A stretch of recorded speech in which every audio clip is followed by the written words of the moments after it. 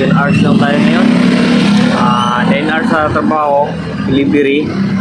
5 hours lang muna ngayon. Panganim ko ng kape. Pauwi na tayo. Bali nakatipid pala tayo. Sweldo natin sa 9 hours trabaho, 6 plus, tapos part-time, 300 plus. Katipid tayo. Gastos natin sa pagkain, ano lang,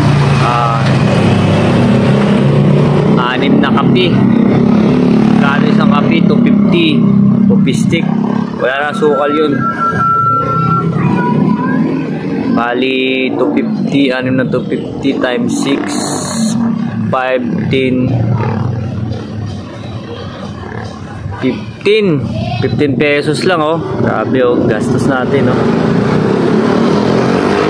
Masubukan nyo, daily routine nyo yan. Try nyo sa mga masisipag yan, oh. Kape lang, oh.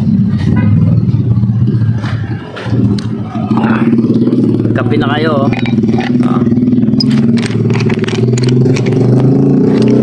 Pauwi na ako, pauwi. At may kakain na tayo. Parang kape, ubos na. Alas na to. Subukan nyo, subukan nyo.